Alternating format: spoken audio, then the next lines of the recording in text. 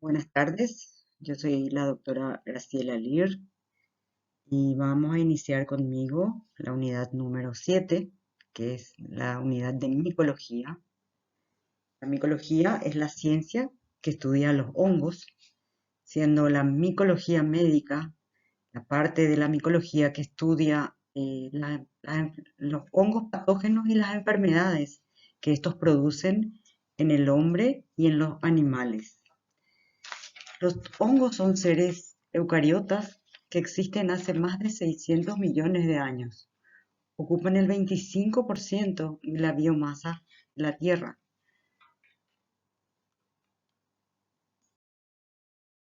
¿Cuáles van a ser los objetivos de esta unidad? Identificar la morfología, la clasificación y la epidemiología de los hongos que causan enfermedad, como dije, tanto en el hombre como en los animales. Diferenciar los agentes causantes de micosis de importancia médica a través del conocimiento de su estructura, reproducción y mecanismos de patogenicidad. Explicar la fisiopatología y la evolución de las enfermedades de origen micótico. Conocer los factores de riesgo que determinan el desarrollo de una micosis y conocer los métodos de diagnóstico clínico y laboratorial de las mismas. Existen más de 5 millones de especies de hongos en la Tierra, desde los hongos macroscópicos, como son las cepas que ustedes conocen, champiñones, por ejemplo, hasta los hongos microscópicos, que son los que pueden producirnos distintos tipos de afecciones. Los hongos se encuentran en el ambiente, en la tierra, en los árboles, en el aire, en el agua.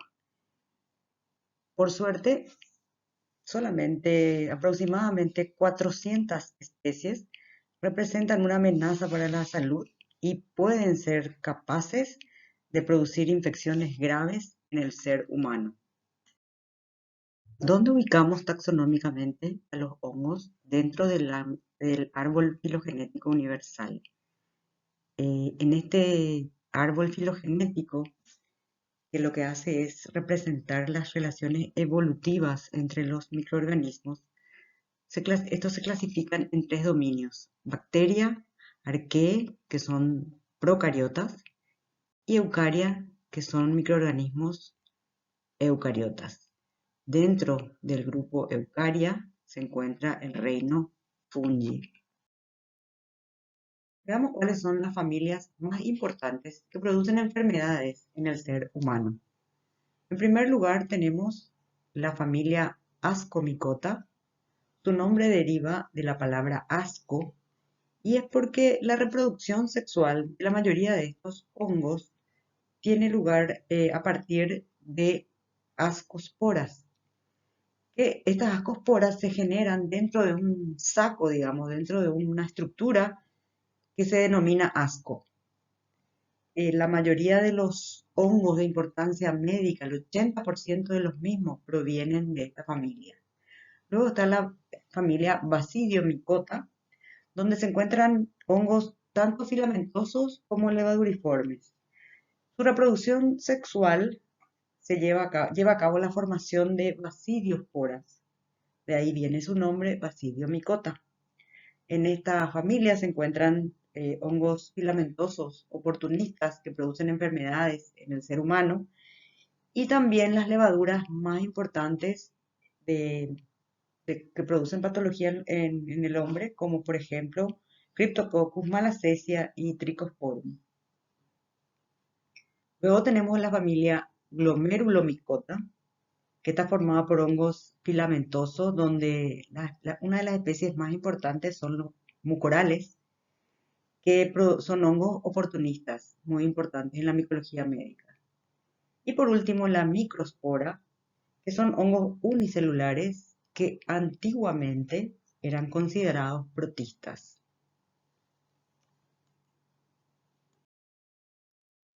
¿Cuáles son las características de estos hongos? Son organismos eucariotas, se nutren por absorción, son heterótrofos, o sea que necesitan para nutrirse a otros seres vivos, son aerobios o facultativos, pueden desarrollarse óptimamente a 28 y algunos a 37 grados también. Son saprófitos, son parásitos, simbiontes.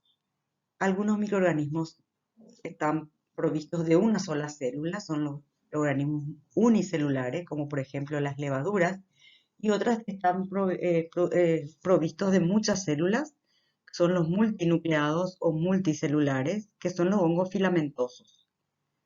Pueden tener reproducción asexual o sexual. ¿Cómo está formada la pared de las células fúngicas? Algunos hongos poseen cápsula, que generalmente está compuesta por mucopolisacáridos. Poseen una pared celular que está constituida por haces de fibrilla y una matriz. Estas fibrillas están constituidas por quitina y la matriz está formada por glucanos, mannanos y otras proteínas. Poseen una membrana celular que es una bicapa de fosfolípidos y proteínas y también el ergosterol, que vendría a ser lo que es el colesterol en las células de los humanos. Como dijimos, los hongos son seres eucariotas y además de la pared celular y membrana celular, poseen organelas dentro de su citoplasma, como por ejemplo mitocondrias, aparato de Golgi, retículo endoplásmico, ribosomas y un núcleo que está rodeado por una membrana celular.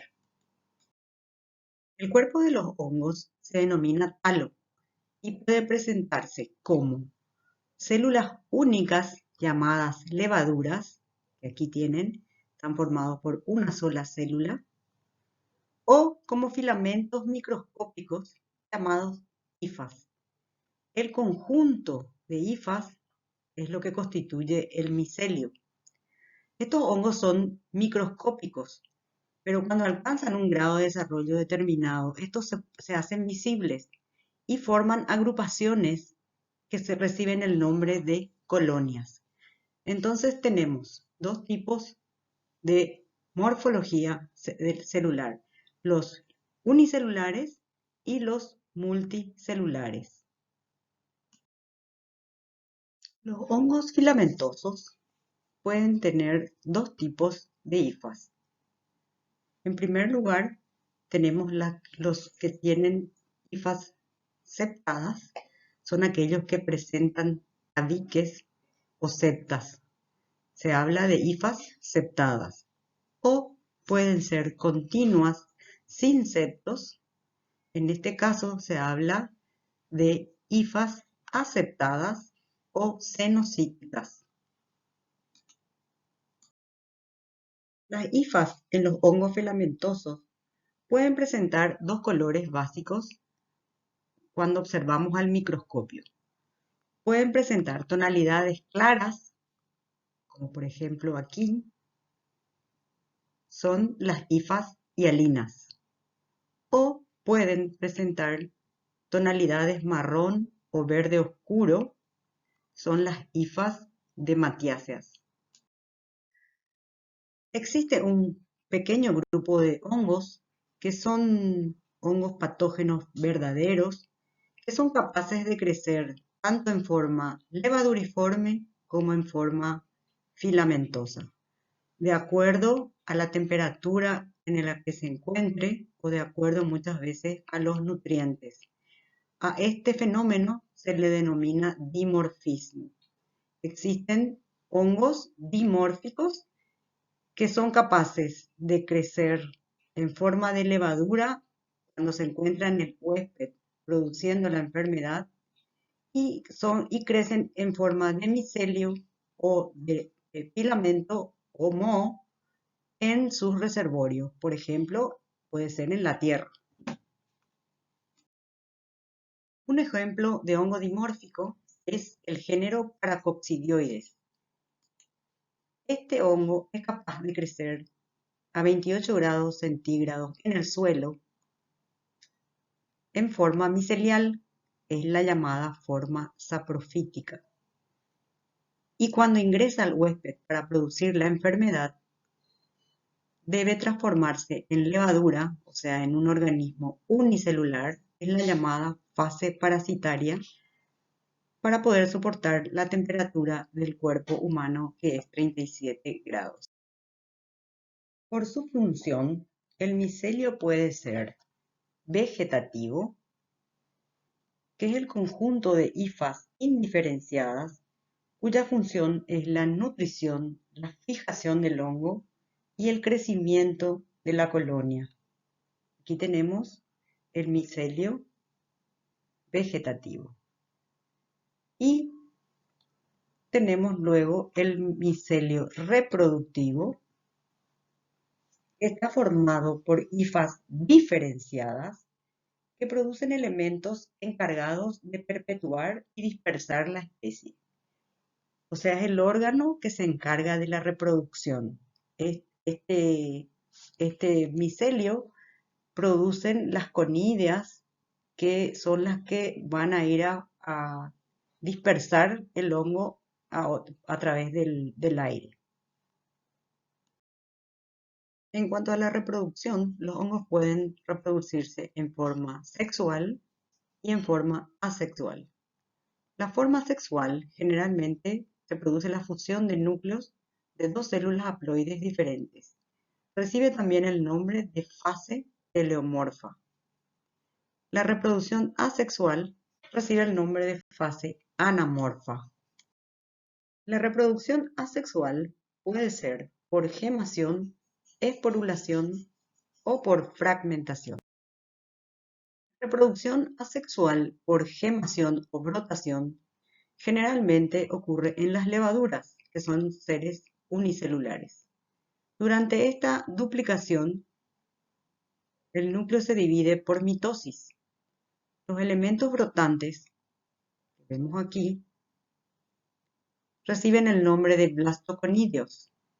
Estos blastoconidios se separan de la célula madre por tabicamiento. En la fragmentación, las hifas que están septadas se fragmentan, como ven acá, formación de artrosporas.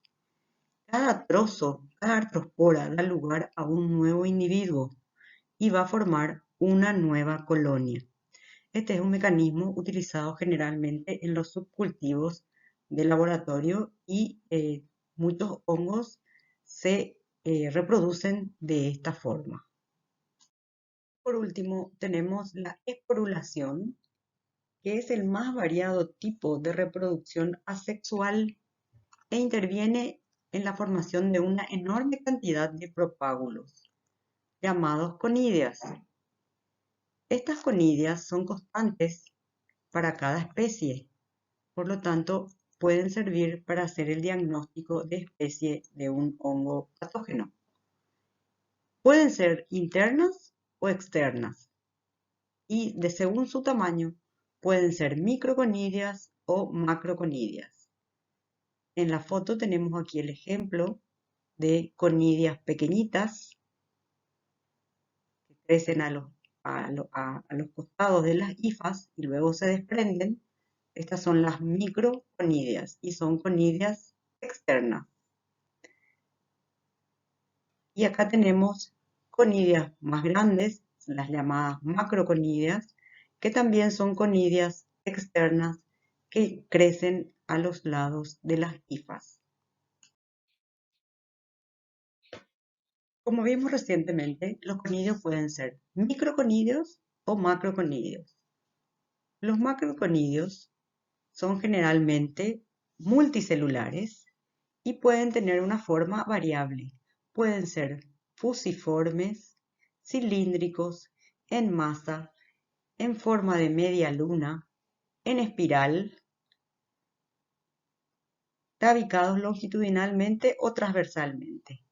Los microconidios son generalmente unicelulares, están formados por una sola célula y también pueden variar, pueden tener diferentes formas, como por ejemplo ser esféricos, ovales, cilíndricos, elipsoides, filamentosos, espinulados, etc. Habíamos dicho anteriormente que las conidias podían ser internas o externas. Ya vimos las externas. Ahora vamos a ver ejemplos de conidias internas. Estas conidias se presentan dentro de estructuras que pueden tener formas diversas.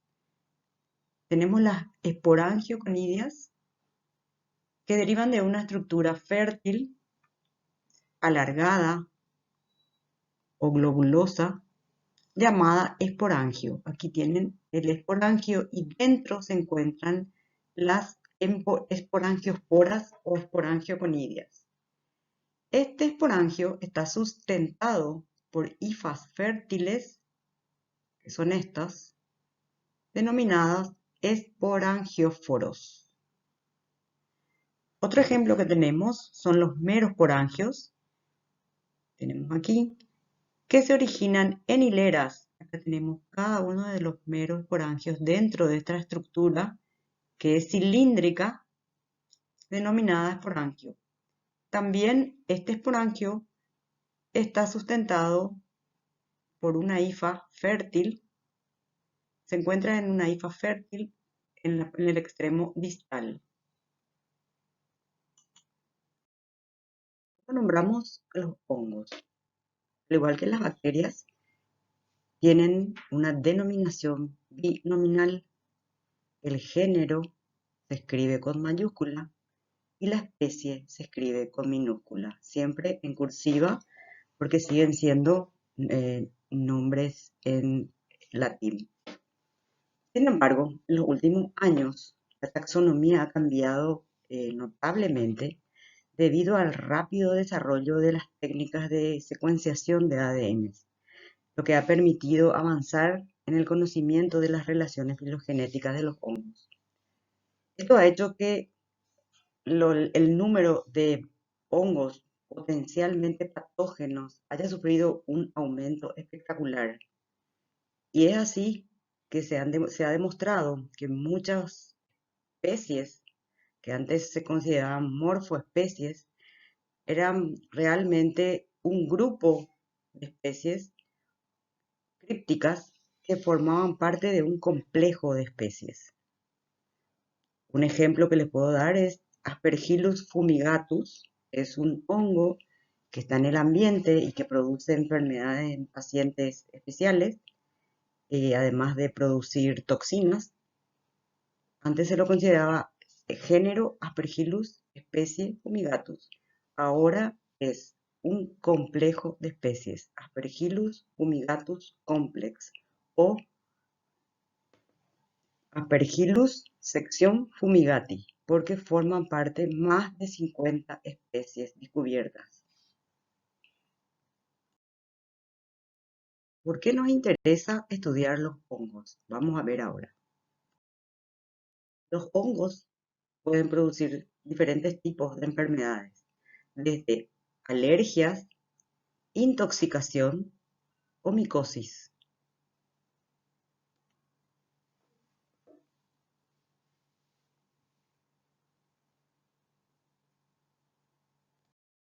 Así como producen enfermedades, los hongos han sido utilizados ampliamente durante años en la industria alimenticia farmacológica.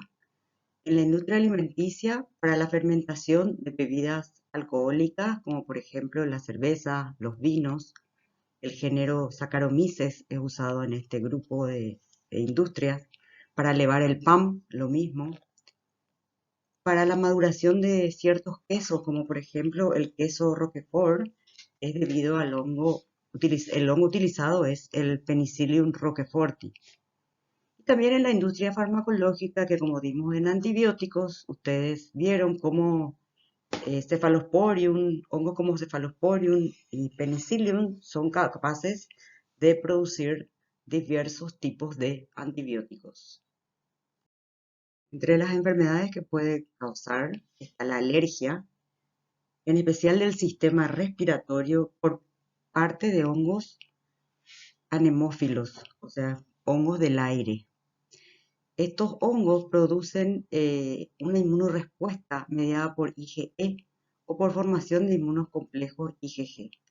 ¿Cuáles son los cuadros que produce? Puede producir una traqueitis y traqueobronquitis, puede producir asma, pueden producir micosis broncopulmonares alérgicas, neumonitis por hipersensibilidad, rinitis y rinoconjuntivitis, todas estas de causas alérgicas.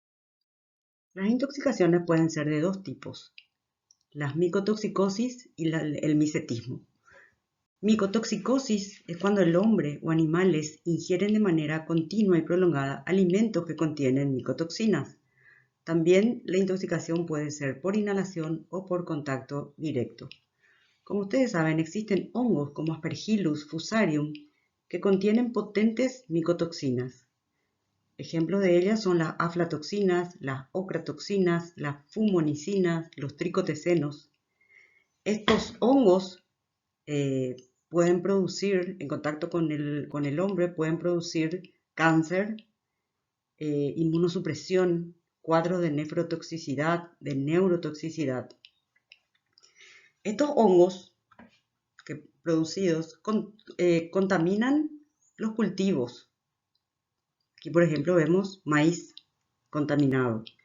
Y al ser ingerido por el hombre, ahí es cuando se habla de micotoxicosis primaria. Pero también pueden ser utilizados estos granos para el consumo, para alimento de animales. En este caso, los residuos de las toxinas quedan en los tejidos y en la leche. Y de esta manera llega al hombre produciendo la micotoxicosis secundaria. Y en segundo lugar tenemos el micetismo, que es el resultado de ingerir setas salvajes tóxicas que contienen toxinas erróneamente identificadas como comestibles. Esta es una costumbre, sobre todo en países como Estados Unidos, Europa, sobre todo en Francia, Italia, donde se recolectan setas de las zonas boscosas.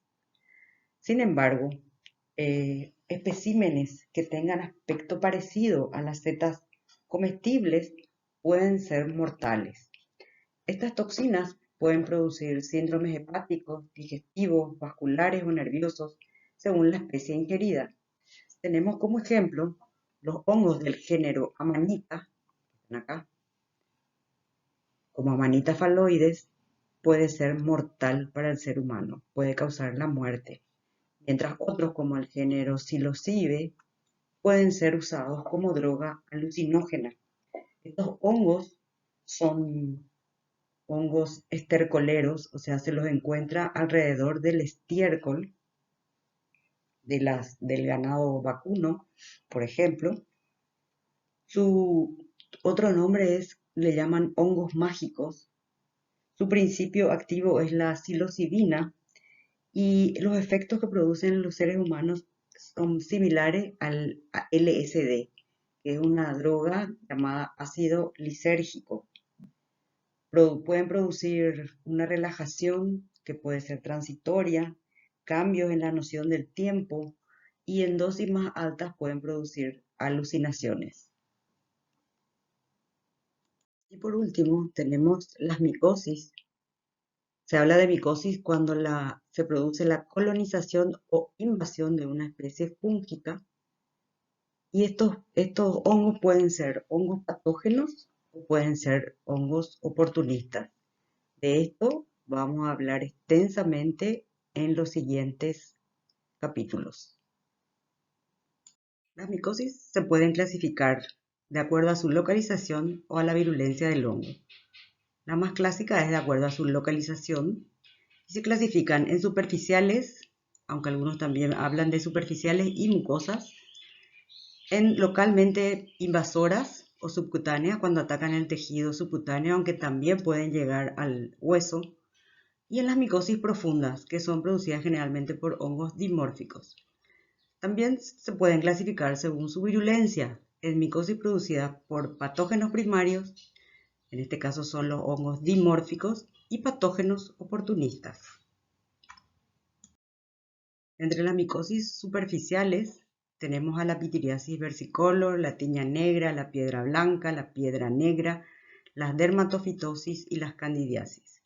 Entre las localmente invasoras o subcutáneas, la esporotricosis, la cromomicosis, el micetoma, la lobomicosis y la ficomicosis.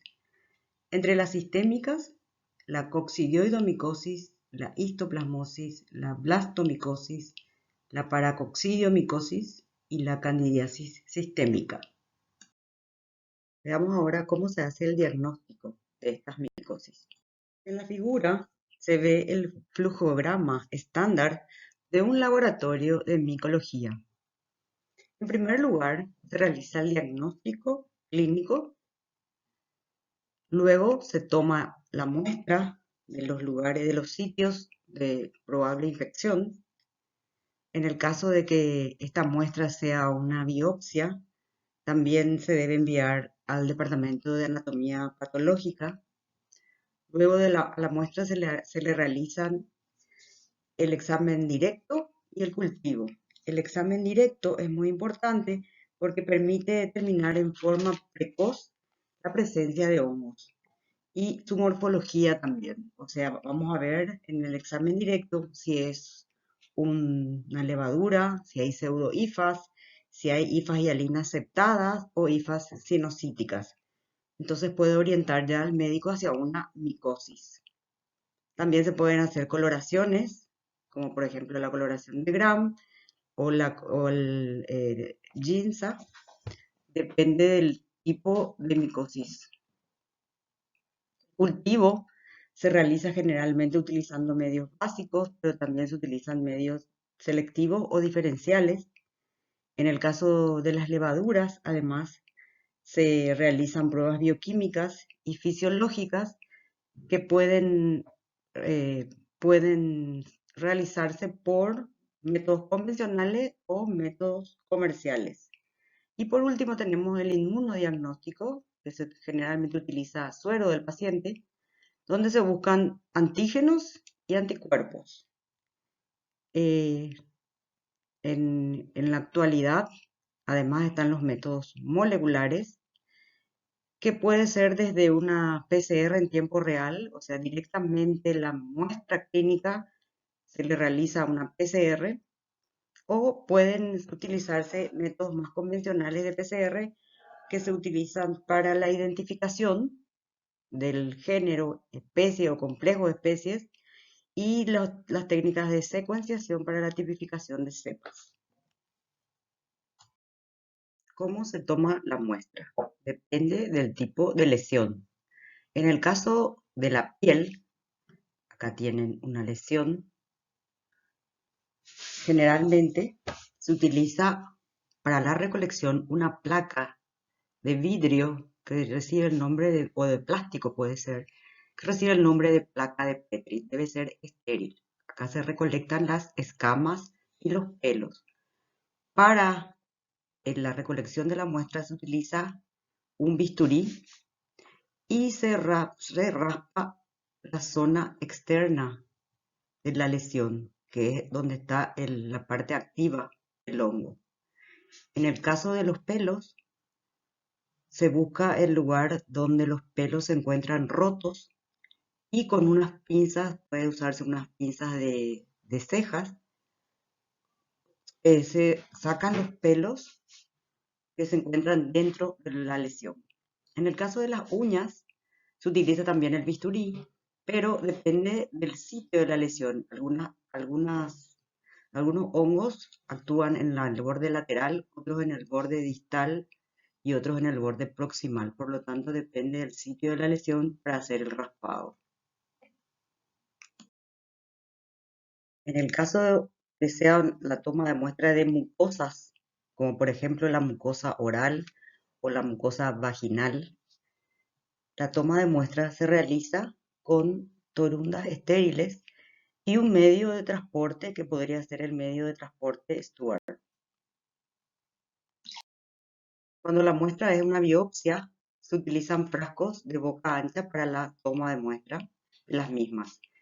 En el caso de los esputos, es lo mismo, frascos de boca ancha. Se utilizan trampas para las secreciones traqueales y los lavados broncoalveolares. Y cuando la muestra se está buscando en sangre, se utilizan medios de cultivo especiales para hongos, como por ejemplo el micolític o la lisis centrifugación. El examen directo se realiza con por una lámina al cual se le agrega solución fisiológica y otra lámina con KOH al 10 o al 20% y se coloca la muestra y se observa directo al microscopio en 40 por. También se pueden realizar coloraciones como por ejemplo con hidróxido de potasio azul de metileno, hidróxido de potasio tinta Parker, el GRAM, el Ginza, el blanco de calcofluor, que es una preparación que utiliza el microscopio de inmunofluorescencia. Y también están las coloraciones de inmunopatología, como por ejemplo PAS, hematoxilina eosina, GROCOT, sobre todo el GROCOT que es especial para hongos. ¿Qué es lo que vamos a ver en ese examen directo? En el caso de los hongos filamentosos, podemos ver hifas hialinas septadas, como acá, o hifas hialinas cenocíticas, o levaduras que pueden tener diferentes tamaños y formas, como estas, por ejemplo, que son pequeñas y estas que son más grandes, con exoesporulación. En el caso de la coloración de Ginza, es sumamente útil para un hongo que produce, vamos a ver más adelante, que produce micosis endémicas profundas, como es el histoplasma.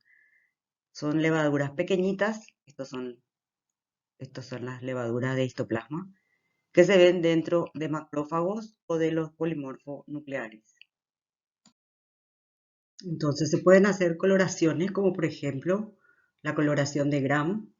Aquí vemos, existen hongos que se pueden colorear, aunque no son muchos, con la coloración de Gram. En este caso vemos una levadura con su pseudo micelio de Cándida. Cándida y Geotrichum son los que se pueden colorear con la coloración de Gram. Y también tenemos las coloraciones de anatomía patológica, especialmente la de GROCOT, que es especial para hongos.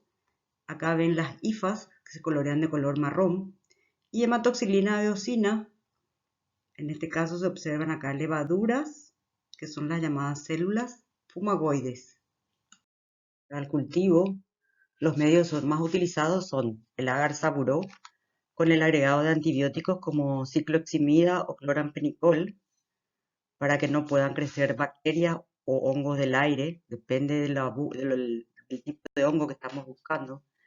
El agar-lacrimel, que es especial para los dermatofitos. El VIH agar con el agregado de sangre para hongos dimórficos. El agar Dixon, que es para la malacesia. Todos estos medios de cultivo se siembran a 28 grados. Y cuando se sospecha de un hongo dimórfico, se cultiva a 28 y a 37 grados centígrados.